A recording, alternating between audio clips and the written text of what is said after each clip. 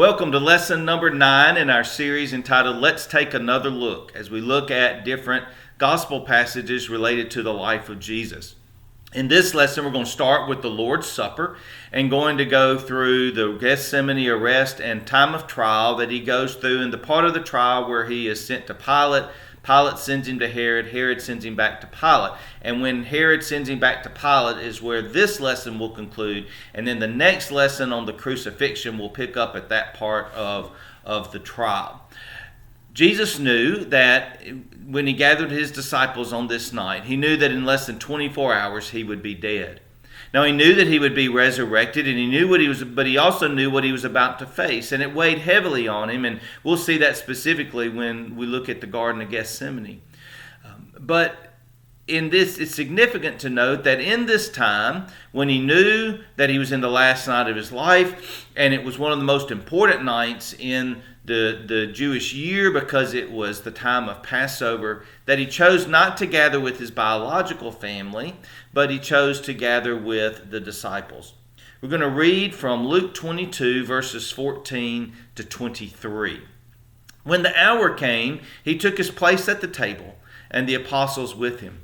He said, "I've eagerly desired to eat this Passover with you before I suffer. For I tell you, I will not eat it until it is fulfilled in the kingdom of God." Then he took a cup, and after giving thanks, he said, "Take this and divide it among yourselves. For I tell you that from now on I will not drink of the fruit of the vine until the kingdom of God comes." Then he took a loaf of bread, and when he had given thanks, he broke it and gave it to them, saying, "This is my body which is given for you. Do this in remembrance of me." And he did the same with the cup after supper, saying, "The cup that is poured out for you is the new covenant in my blood. But see, the one who betrays me is with me, and his hand is on the table. For the Son of Man is going as has been determined, but woe to that one by whom he is betrayed." Then they began to ask one another which one of them it could be who would do this. Now, before I gather and kind of go on into some of the explanation of this passage, there are two quick things. One is that you may want to pause the video at this point and go and read the account of the Lord's Supper found in the other gospel passages, because I'm going to refer to them here and there, because each gospel passage kind of has its own particular details. Even as there's kind of a common theme, it has its own particular details, and I'm going to reference those. The other is that in doing this lesson in person, I have a graphic that shows what the table would have been, where they gathered, and how they would have been arranged. A U-shaped table called a triclinium. Tri meaning three, so it was two on the side and one kind of there in the center. And I'm going to talk about how at least four of Jesus and three of the disciples were arranged around this table, because that's significant. I didn't want to post anything as part of this video because I didn't want to potentially put something online that might be copyrighted, even if I gave credit for it. So at this time, it would be a good idea to pause and maybe look that up, and just under images, just to go online and search for the word triclinium, and you should see a U-shaped table, and some of them will even show who was arranged where, though I will talk about that. So as we look at this then, the Passover is one of the most important days in the Jewish calendar. The Passover commemorates the 10th plague when God was trying to get the Pharaoh to release the people from slavery. In that 10th plague, called the Passover, the angel of death passed over the entire nation of Israel. God had given to the Hebrew people a particular mark to put over their door. And if that mark of blood was over the door, then the angel of death would pass over and no calamity would come. But for every other animal or human being, then those that did not have that mark, the firstborn, died. And so that was the final straw, at which point the Pharaoh released the people and allowed them to go out into the wilderness. Now, of course, we know then that Pharaoh's heart is hardened once again. He goes out to try to conquer or destroy the Hebrew people. But it was after this 10th plague that he tells them to go. But even more than that, of course, over the centuries now, over the course of over 1,000 years, by this point, as they had celebrated the Passover, then the Passover had become this ritual time, this ritual meal, that not only commemorated something in the past, but tied them to the present day and also anticipated God's continuing faithfulness into the future. Part of that Passover ritual today is where a child asks a question of the father, why is tonight different from all other nights? And the response is, or part of that response is, we were slaves in Egypt. And notice that identification, not our ancestors were slaves in Egypt, we were slaves in Egypt. There's an identification across the centuries that recognizes that we are all together, regardless of when they may have lived. And what we see in the way that we have the communion ritual today, and in our United Methodist tradition, it's kind of a formal ritual. But in the midst of that, we see that past, present, and future tied in as well. And we see it as part of what Jesus did in this Passover meal as well, as he instituted the Lord's Supper and reinterpreted the meaning of the bread and the meaning of the cup. Now, in the Passover meal, and there are those who know far, far, far more about it. There are those who may have participated in what they call the Seder meal. I'm not going to go into all that. I'm going to talk specifically about the bread and the wine. But throughout the Passover meal, there were symbols. There were different food items that were symbols of different aspects of the Passover. And an explanation and a blessing is offered for each of those items, and to talk about the meaning of them then and now. The two which relate directly, as said, to the Last Supper is the bread and the wine. The bread was unleavened bread because in the Exodus, the people were escaping quickly. There was no time to have the bread to rise. So they had unleavened bread. And in our day and time, it would look more like an unsalted, it would look more and taste more like an unsalted cracker than bread used with yeast, which leavens and rises the bread.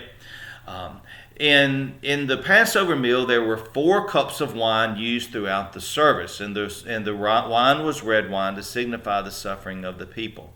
Most scholars agree, and I'm going on their authority, most scholars seem to agree that the third cup, called the cup of redemption, was the cup that Jesus raised, and when he offered this blessing and offered this reminder and reinterpretation, this cup that is poured out for you is the new covenant in my blood. This setting of the Passover, this remembering of God's delivery of the people from slavery to freedom, was the one in which Christ instituted this sacrament, what we call in the Christian church, the sacrament of the Lord's Supper, in the midst of that. And when we look at the Lord's Supper today, we do a few different things, at least in our United Methodist tradition, and I'm sure that the language in other traditions it follows a similar pattern, even if the words might be a little bit different. In our United Methodist tradition, there's a point in which the pastor consecrates the elements by talking about the bread and the body. This is the body of Christ broken for you, the bread of the blood of Christ shed for you. And if there's at one point in the ritual where the pastor invites the congregation to say these words. It says, we gather together as we proclaim the mystery of faith. And the congregation says, Christ has died, past tense. Christ is risen, present tense. Christ is still risen, not Christ rose. Christ is risen, present tense. Christ will come again. So there's an anticipation and a hope for the future as well. So past, present, and future are all tied together in the Lord's Supper, not only in the remembrance of what Christ did for us, but also the present reality in which we live, in which we lean upon and depend upon the presence of Christ, but also that understanding of the coming of Christ. Now, in the actual setting of the Lord's Supper, for many people, the common image of the Lord's Supper is that famous painting by Leonardo da Vinci called The Last Supper. And in the Da Vinci's painting, he has the people all in one long kind of table. But that's not how they would have been positioned. First of all, they wouldn't have been seated. They would have been reclining, and they reclined there on their left hand on their left arm, and they reached and ate with their right hand. The left hand was called or in Latin was called the sinistral hand. The left hand was considered to be unclean, so they ate and reached in with their right hand. And the things that they had, the bread and other things, they would dip into sauce or maybe some sort of soup and do that, and that's how they ate the meal. And so they reclined on their left, and reclining was also not only a common way of dining at this time, but in the Passover meal, it was a reminder that free people reclined while the slaves and the servants were up and about serving. So they reclined as a symbol also that they were no longer slaves in Egypt. The table, as I said at the beginning, was U-shaped, and it was called a triclinium. And in our modern times, whenever we have a big formal gathering, we have what's called the head table, and you will have the host or the head or the MC or the guest of honor will be at the main front table, and then you have tables organized however they are. If we think about a wedding rehearsal, for example, the bride and groom are at the center of the head table, and then the parents or other maybe grandparents or other special people might be at this head table. In this instance, though, the host sat second to the left. So if you're looking at this triclinium, the host sat second to the left, and the host here was Jesus. The guest of honor sat third to the left. In other words, one person up closer towards the middle section, but third from the left. And then the next most important position then was to the right in that first position. So you have this first position, the next most important, or the second most important, you have the host, and then you have who would be kind of considered the guest of honor. The least important position was over on the right-hand side of that triclinium, of that U-shaped table. Now we know from putting it together, from the way that the way that things are said in the midst of it, that Peter was in the least important position there at the Lord's Supper. And that might have been a way, because we know that Peter kind of ends up being considered the greatest and the most important of the disciples, and yet at the Lord's Supper he is seated in the least important position. And we know that the person that was seated next to the host and who was the guest of honor was Judas. Because at one point in Mark, Jesus says, the one who dips his hand in the same bowl as me is the one who will betray me. And so John was in the very first position, but John would have had a responsibility of kind of getting up and helping serve and helping do the food. So he would have kind of been up and down.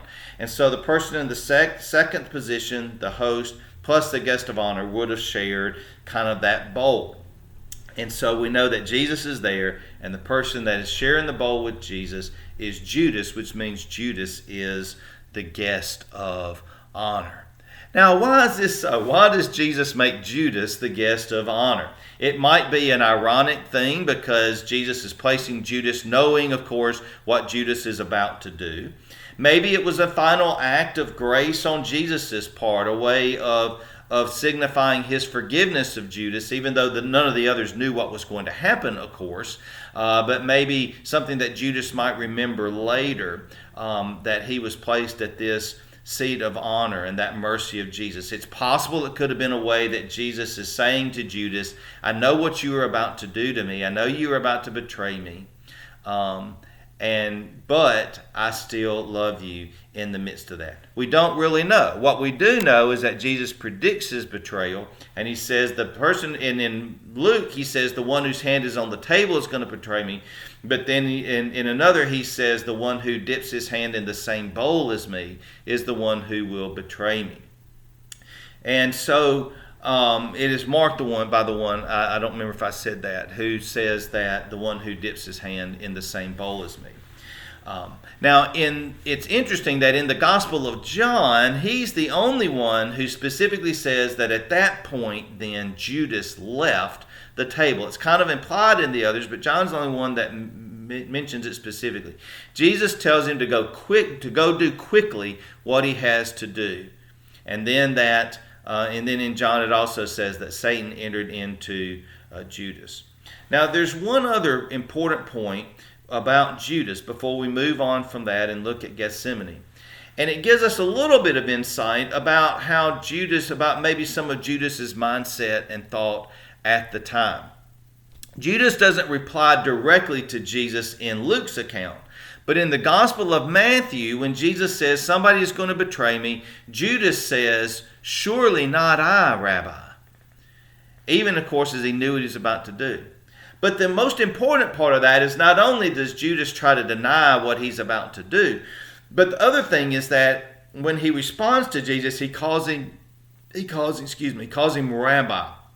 And this time is the only time in any of the in the Gospels that any of the disciples call Jesus Rabbi.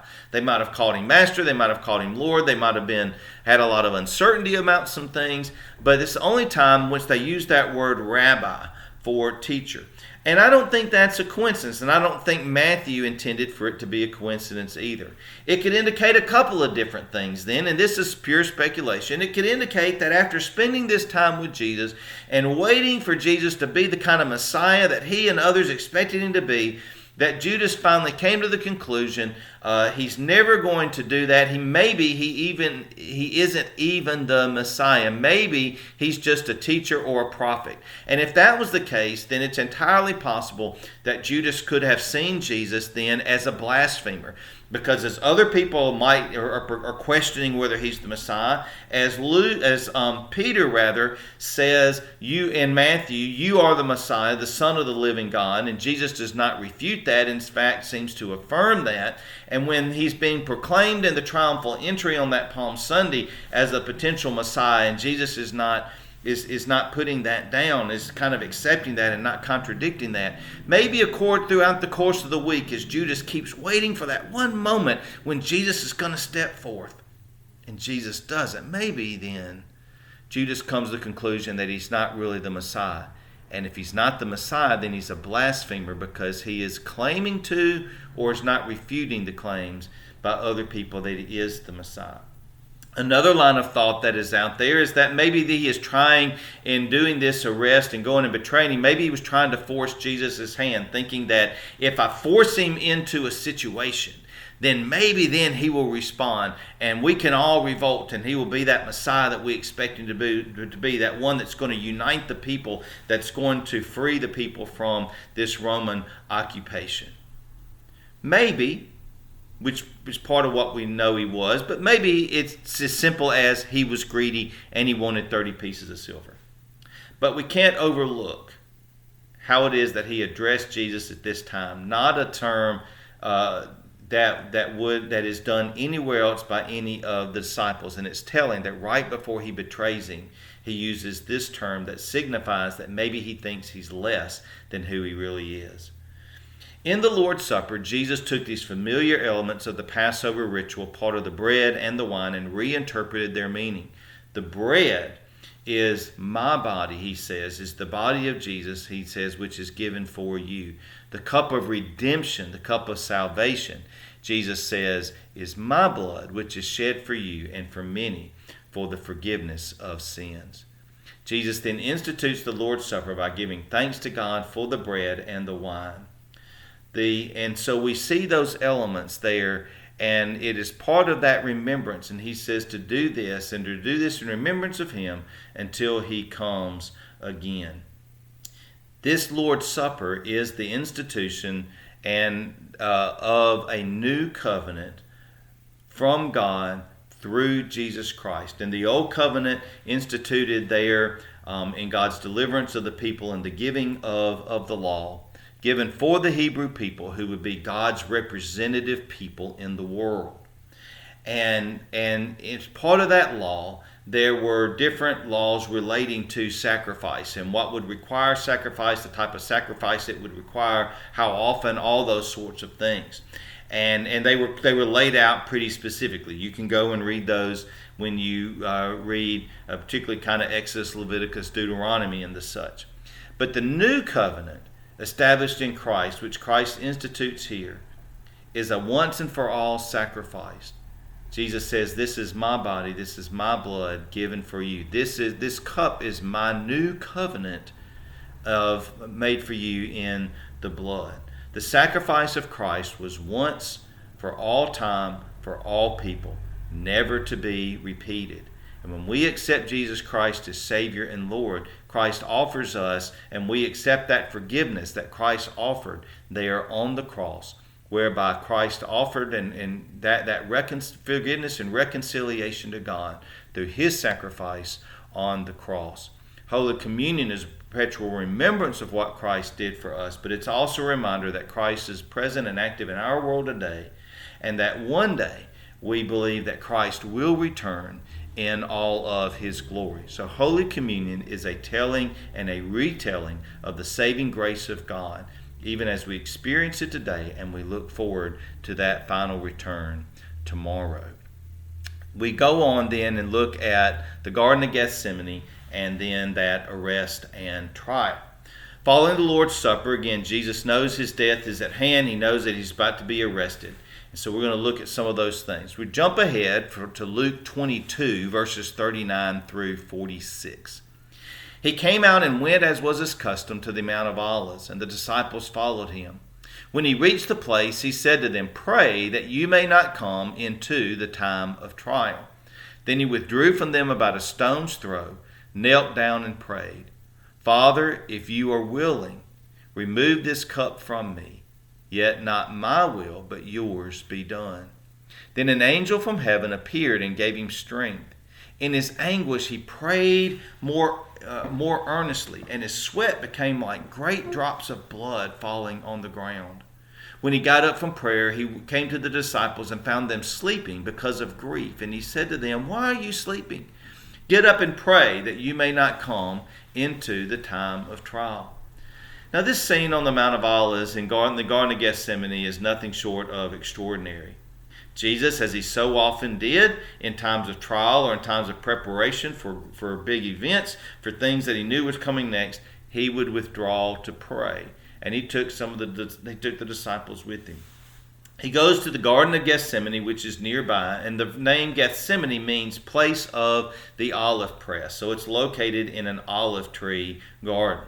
A couple of these trees, by the way, a few of these trees are still standing from that original time. One of them dates back to about 3,000 years old. So it's pretty extraordinary if you ever get to go to the nation of Israel, to walk in the Garden of Gethsemane and to think about those trees being there at that time that Christ prayed in that garden. There's a mention made in the gospel passages that it is around midnight. It's probably about 11 o'clock. There was a particular time that they were to start the Seder meal, the Passover meal. It takes roughly a couple of hours. And so based on that estimate, as well as other indications, scholars estimate that it was maybe around 11 o'clock when he and the disciples went to the garden. Now, back when we looked at the temptations of Jesus, made mention at that time that in Luke chapter 4, verse 13, after Jesus has passed every test, Luke includes this statement that says, "The devil departed from him until an opportune time." This was one of those opportune times. Notice the prayer of Jesus. "Father, if it's possible, remove this cup from me. Let this cup pass from me." In other words, Lord, I don't want to go through what I'm about to go through. If there's any other way, he is saying, in effect, if there's any other way for you to accomplish your purpose, then Lord, do it now. And yet, he says, "Not my will, but your will be done." So here, God, as he is praying to his Father, he is praying an earnest prayer, a prayer so severe and so taxing on it that he says has great drops of sweat, almost like blood, that are coming out. And in the midst of that, notice what is going on. The disciples are not far away, and they are dozing. They are sleeping. We have in other gospel passages where it says that Jesus does this 3 times, this pattern of prayer. He goes back to the disciples, prayer, go back to the disciples, prayer, goes back to the disciples. And each time he finds them asleep. Now, Pastor Adam Hamilton, who has a wonderful series titled, a 6-lesson series titled 24 Hours That Changed the World. He makes the observation, it is late at night. They've had some wine. They've been up and going all day. So, part of the reason that they might be asleep is simply that they're drowsy. But then he also goes to make the point, which other scholars have made, is that in this, the gospel writers are making not only a statement about the fact that they're just sleepy, but it's also the fact that in the most critical time of Jesus' life, one of the most critical times of his life, the disciples go with him. He tells them, you pray, that you may not come into that time of trial. Remember in the Lord's Prayer, when they are told to pray, he says, pray, lead us not into temptation, and lead us not into a time of, deliver us from this time of trial. And so in the midst of this, he's saying, pray that you don't enter into that time of trial, because we know that's exactly what's going to happen as they scatter upon that arrest. And again, Jesus knows that's going to happen, but he's telling them, you pray for these things. And instead, while Jesus is praying earnestly, the disciples are asleep. They're asleep not only physically, but they're asleep spiritually. They are not prepared, in spite of what Jesus has told them. They're not prepared for what is to come next.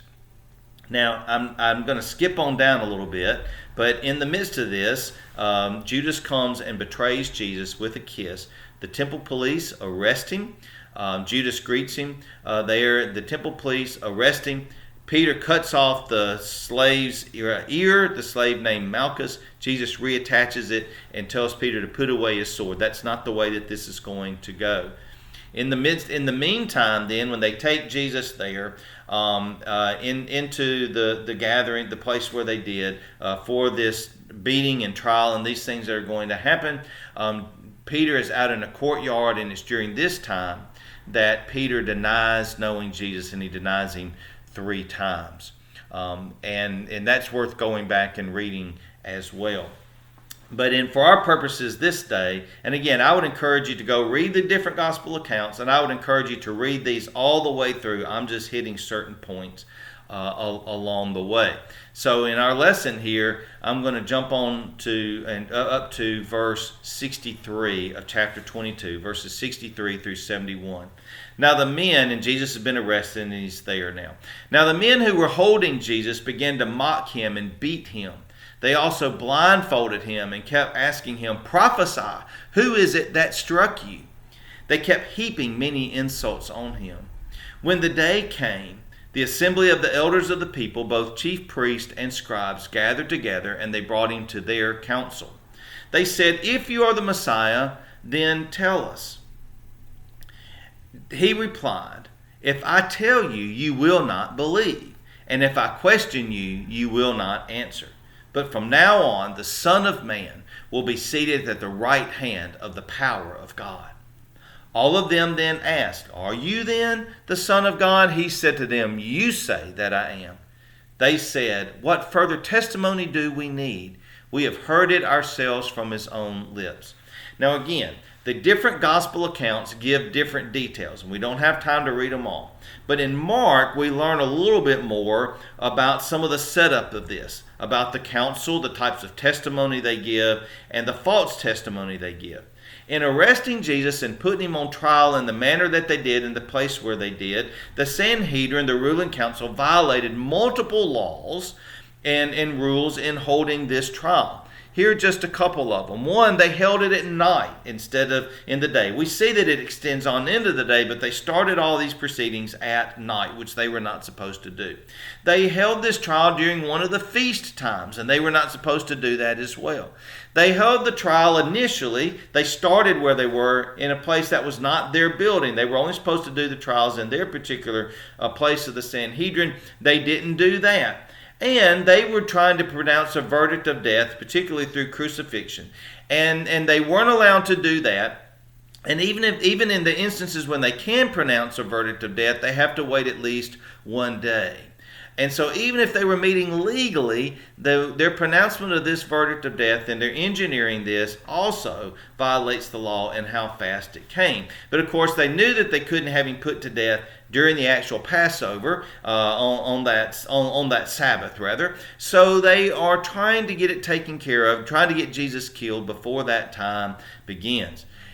On top of that, the testimony they give is false. We'll see this in just a moment in Luke, but we see in other gospel accounts in the midst of this, the testimony is false. And Mark makes the point that those who are called to testify can't even agree on their own story. This is not a well thought out conspiracy, by the way. You see that the people who are lying about Jesus can't even agree on what the lies are. So it is clear from the very beginning that all of these things are conspiring against Jesus to try to bring about this verdict.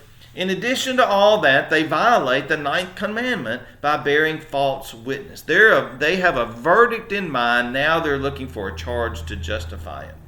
They ridicule Jesus, but even in the midst of all that, Jesus refuses to rise to the bait, to take to the challenge. He refuses to take the bait in all the beating and all the mocking and all that they are doing. He never says exactly who he is, but when they say so, you saying you're the Son of Man, and he says you say so, then that is all they need, and they take that as proof. Again, they're just looking for a reason to justify doing what they're about to do to Jesus. So then, in chapter 23, verses 1 through 12, they bring Jesus to Pilate. Then the assembly rose as a body and brought Jesus before Pilate. They began to accuse him, saying, "We found this man perverting our nation, forbidding us to pay taxes to the emperor, and saying that he himself is the Messiah, a king." Then Pilate asked him, "Are you the king of the Jews?" He answered, "You say so." Then Pilate said to the chief priests and the crowds, "I find no basis for an accusation against this man."